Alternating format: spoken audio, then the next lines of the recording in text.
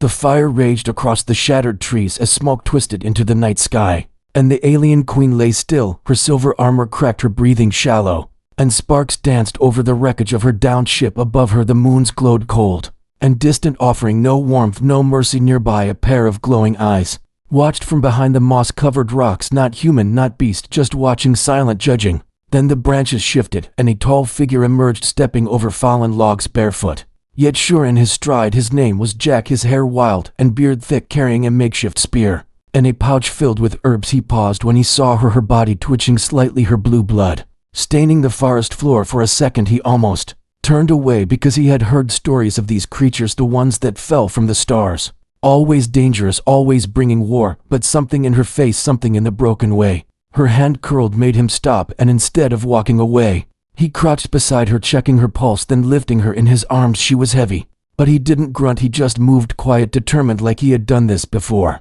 Like saving someone was routine for him. The queen opened her eyes briefly, her vision blurry, and saw a face, dirty, tired, human, but not afraid, and before she could react, she blacked out again. He carried her through the forest, through thorny vines and mud, over sharp rocks and past glowing fungi, until he reached a cave tucked behind a waterfall. The place smelled of moss and damp stone, but it was safe, or at least safer than the beasts lurking outside. Jack laid her gently on a bed of furs he had collected over time, and placed a stone bowl near the fire, filling it with crushed leaves and hot water. He stirred it, then dipped a cloth and began wiping her wounds. Her skin shimmered faintly under the light, and he noticed strange symbols etched into her collar, metal fused with flesh. He didn't know what they meant, but he treated her like any other injured creature, tender, careful. The queen flinched in her sleep when the water touched a deeper wound, but didn't wake. Not yet. Outside something growled, distant but growing closer. Jack grabbed his spear and waited unmoving until the noise passed. Only then did he return to her side. The fire cracked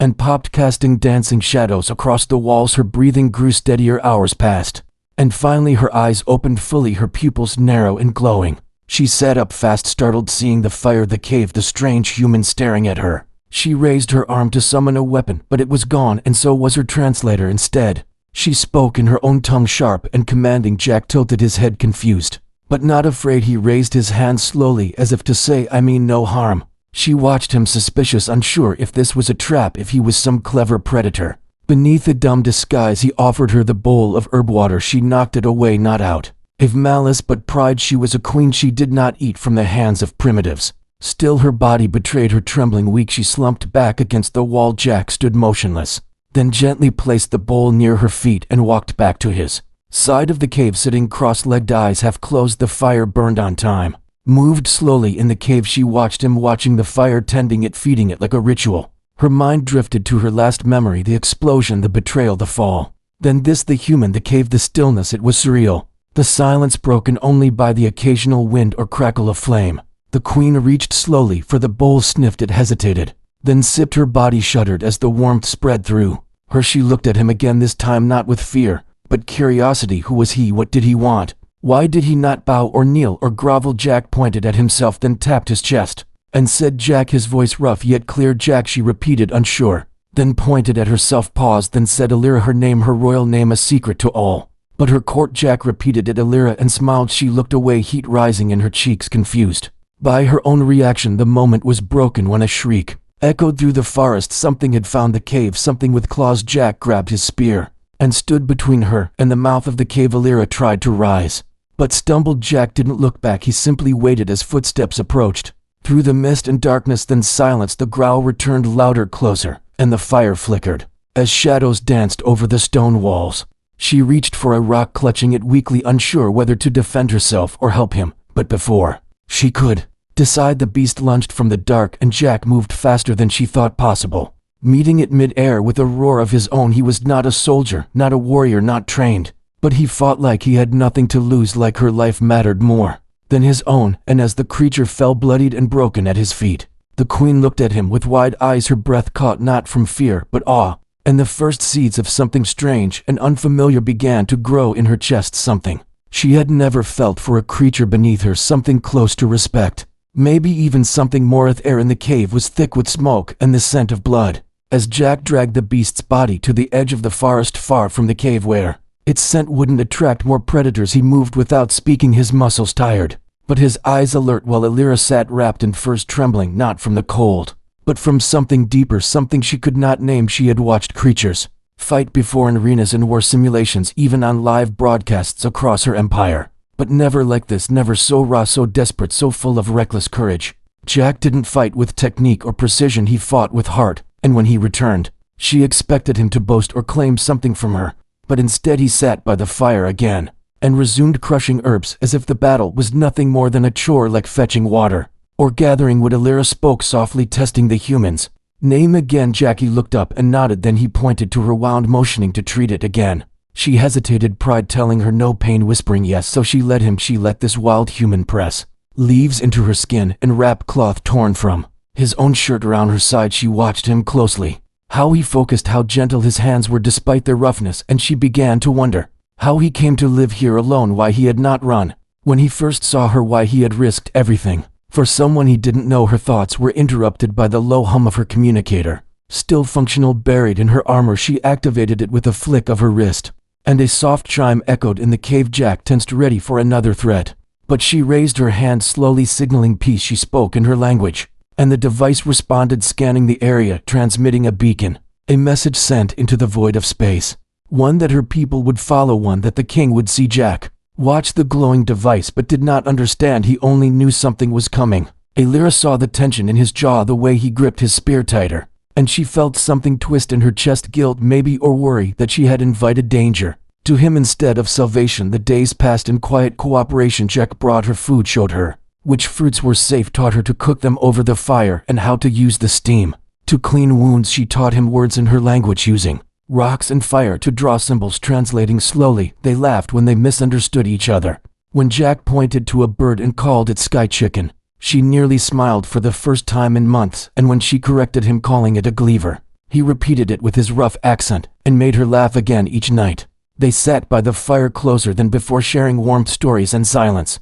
She began to understand his world through his actions, through his kindness, and she realized he was not primitive. He was different in a way her empire never understood. One night, she showed him a hologram from her ship, a map of the galaxy, her empire stretching across hundreds of systems. He leaned forward, fascinated, pointing to Earth. She nodded, then pointed to her home world, Thalos Prime, far, far away. Then she showed him her face on a news broadcast labeled as Queen Alira, sovereign of the 13 systems, ruler of the Starlight Court. Jack's eyes widened, and for the first time he looked at her not as a survivor, but as royalty. She expected him to pull away, to kneel, or act strange, but he just nodded and said Alira again with the same warmth as before. Not queen, not majesty, just Alira, and it made her chest ache in a strange way that felt too soft, too dangerous. The beacon signal grew stronger, and on the 7th day, the sky roared, a silver ship breaking through the clouds, sleek, deadly, and full of soldiers. It hovered above the forest, then descended near the river, and Jack stood at the cave entrance,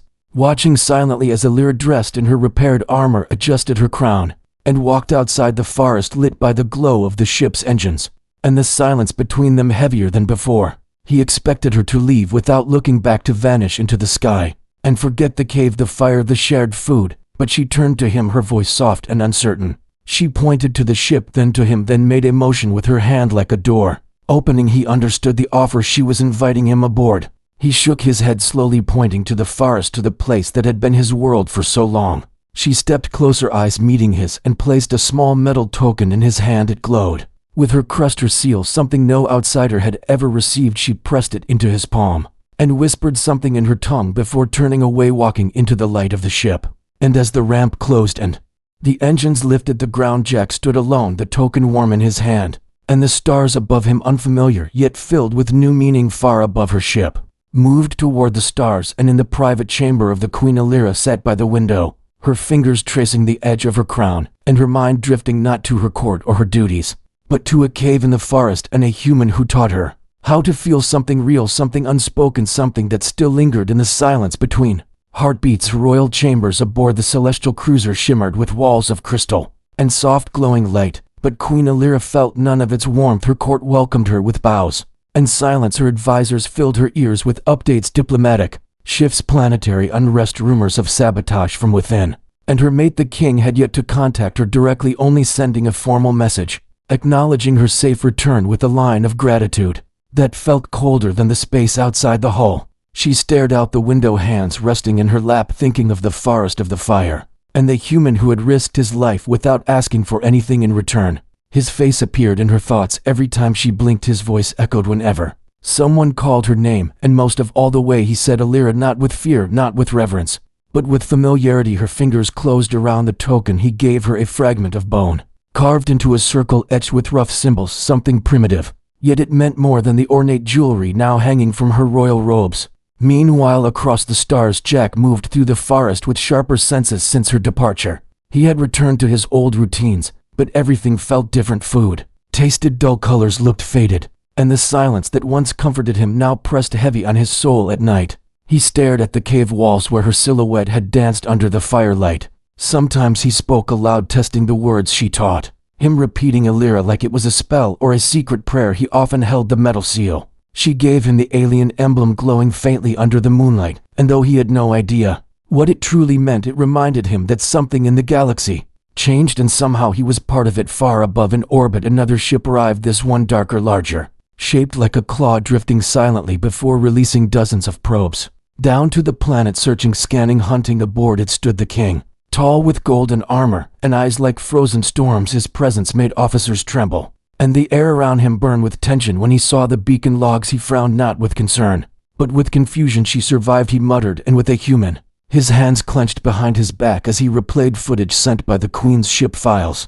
She had chosen to share with him her crash, her survival, and the final days before recovery. Among those files was an image captured by a surveillance drone. A human crouching beside her near the fire, touching her hand, feeding her, speaking to her. The king paused, the image zoomed in, and for a moment his features cracked a flicker of something.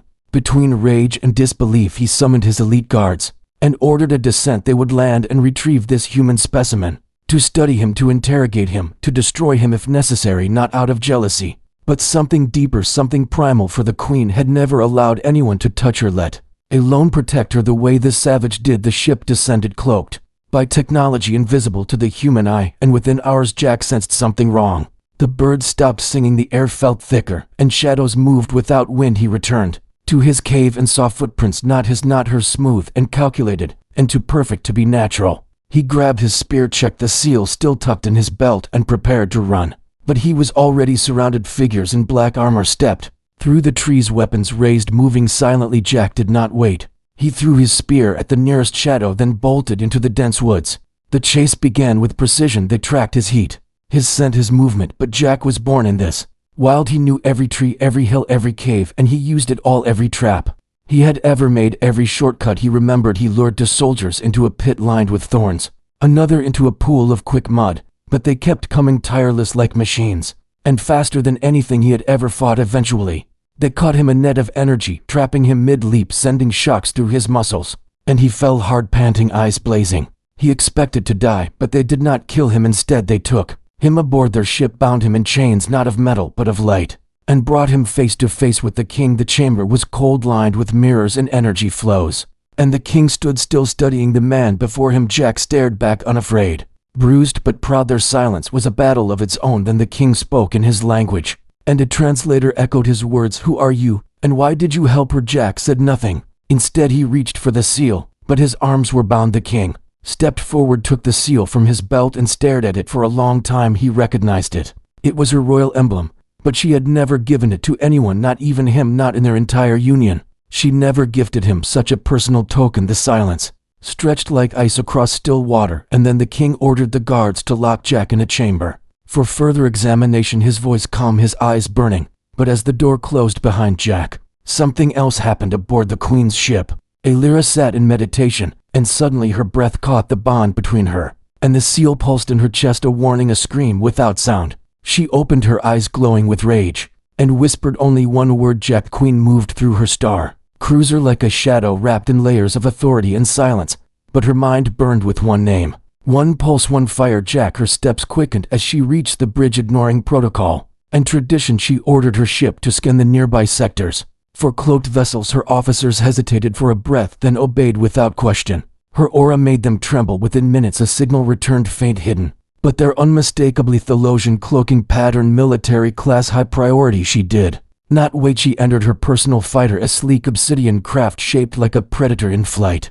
The engines ignited with a roar that echoed her fury behind her. Her crew watched in silence, unsure whether to follow or fear. Meanwhile, within the black ship, the king stood before the stasis cell where Jack floated, suspended in energy. The human's eyes remained open, defiant, even as pain seeped into his bones. He had not spoken a word, not begged, not screamed. Instead, he had watched the king. With the calm of a storm waiting to break, the king spoke again. This time softer, asking, "What did she give you? What did she promise you?" Jack's lips curled slightly, a flicker of a smirk. And still no answer. The king turned away for a moment, but his thoughts spiraled around questions he could not voice, not even to himself. Why her? Why now? Why him? His fingers clenched as he stared at the seal still glowing faintly on his throne, as if mocking his status, as if daring him to accept that he had been replaced. Far below in the sky, the Queen's fighter pierced through the atmosphere sensors, tracking the black ship with pinpoint precision. She spoke not a word, as her ship locked onto its location, cloaked against the stars and invisible to all but her fury. She activated her override codes, a relic of her shared rule with the king. Codes he never expected her to use, codes that shut down his weapons systems from within the black ship.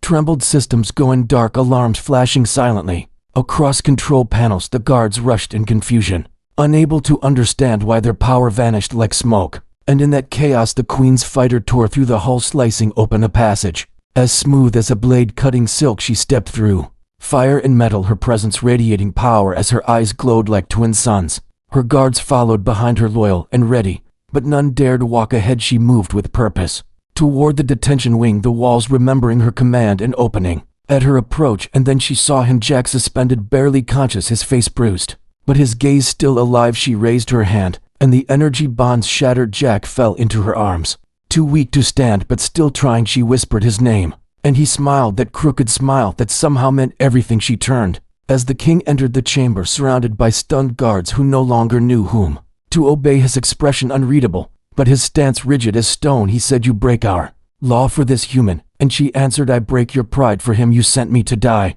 She continued, eyes locked on his, "And this one saved me when you did nothing." He stepped closer, but the guards moved between them, not hers, but his, unsure who their loyalty belonged to now. Alira looked at them and said clearly and without hesitation, "I invoke the right of challenge." The chamber fell silent, a tradition so ancient it had not been spoken aloud in generations, a right for a queen to challenge her mate's actions in open trial, in front of the people, in front of truth. The king narrowed his eyes and said, "You would risk the throne for him?" And she replied, "I would risk the stars for someone who saw me not as a crown but as a person." The king growled and raised his hand, activating a call across the fleet, summoning the council. The challenge would proceed in front of the Empire. Jack stood now, swaying, but on his feet, watching her, watching the fire in her voice.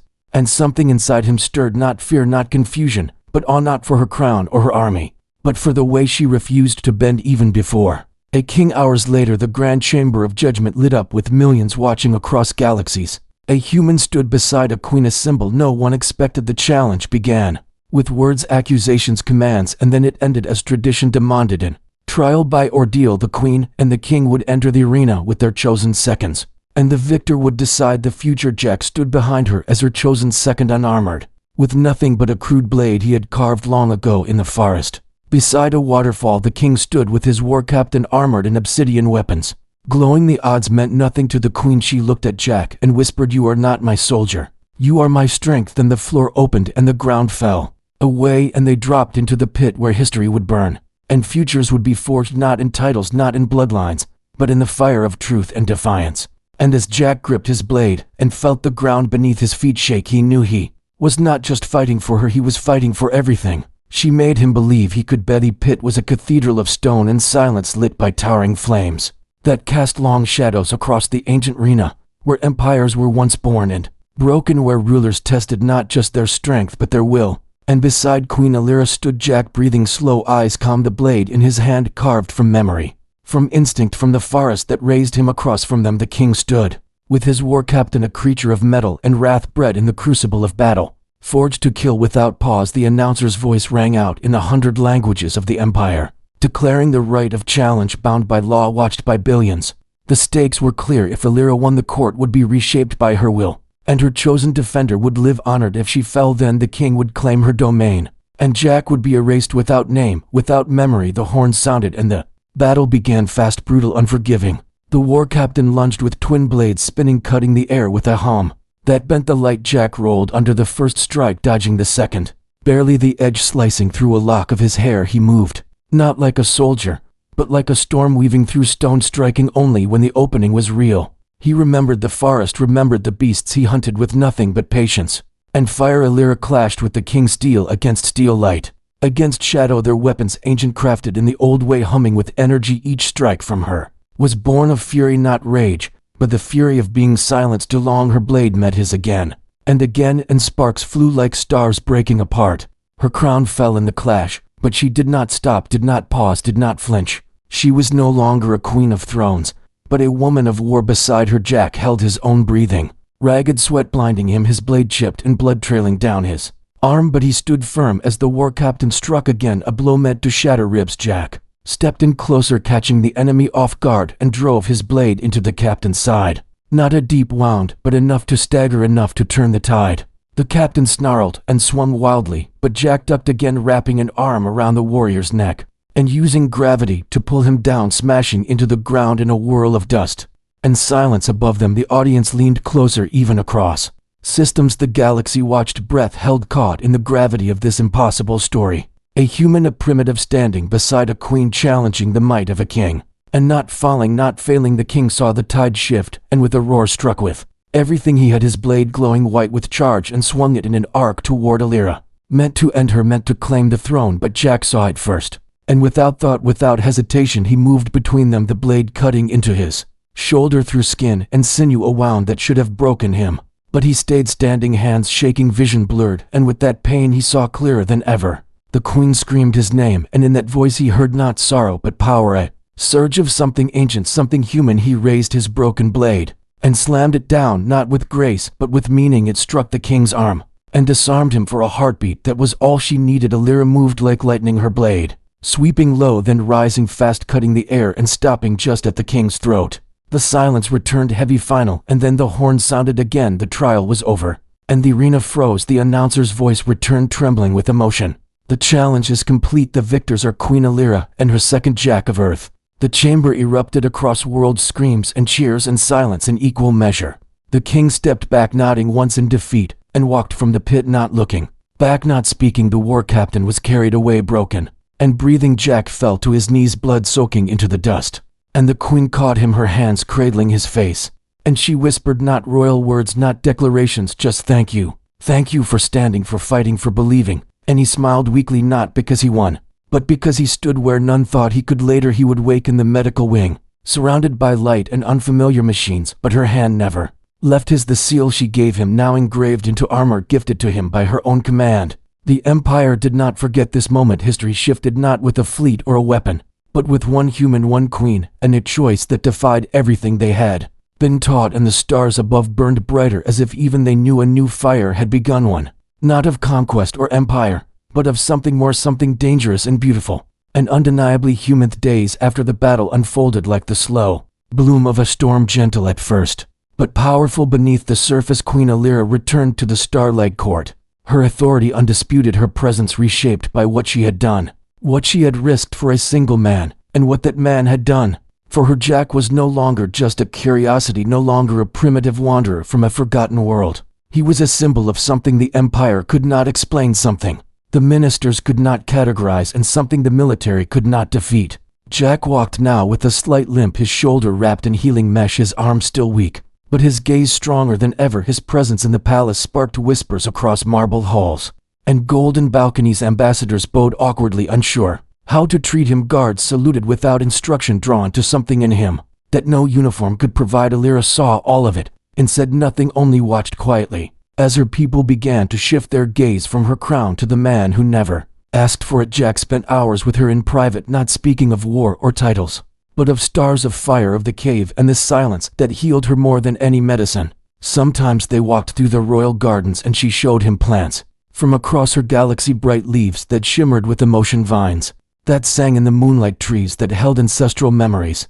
And Jack listened with the same quiet focus he once gave to a boiling pot of herbs in the forest. The Empress of House Solari visited days later, an elder ruler who had known Illyra since childhood. She came dressed in robes woven with galaxies, her voice low and sharp. When she said, "What you have done cannot be undone," Illyra stood without fear and replied, I would not undo a second of it. The Empress looked at Jack, then at the Queen, then said softly, "He is not like us," and Alira replied firmly, "No, and thank the stars for that."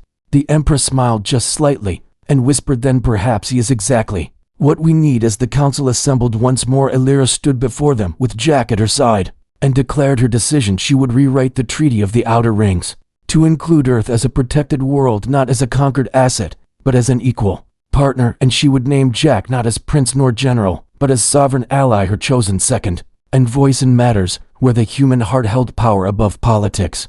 The announcement rippled through the Empire like a wave, shaking systems that once bowed only to bloodlines and ships. Jack stood silent during her speech, but when it was done, he stepped forward and spoke, his words slow, simple, full of earth, soil, and fire. He said, "I am not here to rule, I am here to remind you what it means to be alive." Some laughed, some scoffed, but many listened, many remembered the trial. The way he bled for her, without rank, without oath, just will and truth. And now that truth had taken root. Weeks later, Alira brought Jack to Thalos Prime, her home world, the jewel of her birth. The place she had once longed to escape. The capital city was carved from crystal and wind towers that sang with the sun, bridges of light that flowed between buildings shaped by thought and ancient code. And Jack stood at the center of it, awed not by the splendor, but by the way children laughed freely among the stars. She led him to the mountain of voices, where rulers placed their vows in stone and memory. She placed her hand on the altar and spoke her vow, not to power or conquest, but to clarity, to choice, to the path that led her to find herself through the eyes of another. And then she turned to Jack, offering him a flame suspended in air, an eternal ember. He reached out and took it without flinching. The fire became a mark on his palm, a living symbol of unity between worlds and species and hearts. Later that night they sat on the balcony above the clouds, the wind soft, the stars close. And Alira said, "I used to dream of freedom, now I dream of building something with you, something no one dares to name." Jack looked at her, eyes steady, and said, "We can name it later. For now, let's just live." They did not kiss, they did not speak. They simply sat side by side, to souls once torn by galaxies, now stitched together by fire, pain, choice, and the wild unspoken truth that sometimes what saves a queen is not an army, not a fleet, not a crown, but a man who knows how to light a fire in the rain and wait beside it until she finds her way back to herself. Sun rose slowly over Thalos Prime, bathing the crystalline towers in a golden glow that shimmered like the sky was bending to the will of the day below. In the quiet garden behind the palace, Jack stood barefoot on the grass, his hand stretched toward the wind as if catching something unseen. His palm still glowed faintly with the mark of the eternal ember, a flame given not by ceremony, but by belief. It pulsed in rhythm with the life he had found among stars he never meant to reach. And by his side sat a small group of children, watching him curiously with wide alien eyes.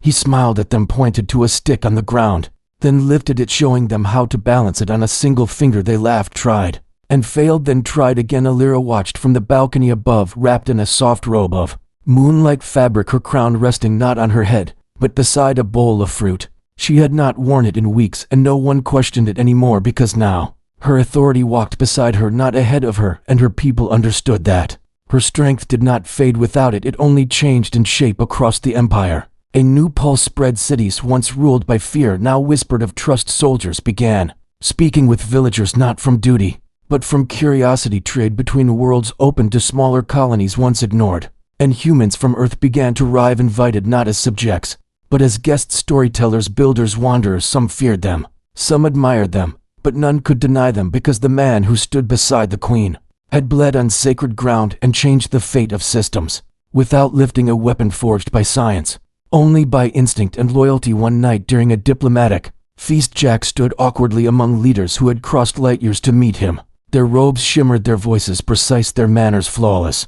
But he remained himself, humble, simple, hands in his pockets, eyes scanning for a way out, until a young diplomat from Oris leaned forward and asked, "What made you do it? Why fight for her? Why defy a king?" Jack shrugged, looked at his hands, then said softly, "Because she was the only one who looked at me and didn't see an animal. She saw a fire, not a threat, and I saw someone cold as steel, burning on the inside, just waiting for someone to sit beside her, not above, not below, just beside." The room fell silent. No translation needed, no explanation required. After the feast, Alira found him standing by a fountain where water danced to the sound of stars. She took his hand and asked, "Would you ever want to return to Earth?" He looked at the sky, then back at her, and said, "Sometimes when I close my eyes I smell rain on leaves and bark, smoke and wind, and I miss it, But when I open them and see you, I realize I brought part of it with me. And that's enough for now." She smiled, leaned into his chest, and listened to the beat of something steady, something safe. Days turned to seasons, and the empire changed beneath their watch. Not all accepted the new order, not all bowed easily.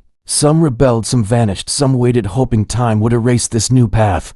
But time did not obey fear, it obeyed change, and change walked the halls of the palace barefoot and unarmed, with fire in one hand and memory in the other. In the heart of the galaxy, a monument was built, not a statue, not a throne, but a garden carved from stone, where wild plants from Earth and Thalos grew together, roots tangled, blossoms intertwined, no plaques, no names, only silence and wind. And two carved seats facing the stars, legends grew around the queen and the man from the forest, stories told in bars and temples and schools, stories that blurred truth and myth. But one detail always remained: a queen once fell from the sky, and a man with nothing gave her everything. And in return she gave him a galaxy, not because he asked, but because he never did. And long after their names faded from the daily speeches and political scrolls, the flame he carried still burned in the hearts of those who believed that courage is not loud and love is not weak, and sometimes saving the world does not require weapons, only the will to light a fire and wait for someone else to find their way home through the dark of the woods,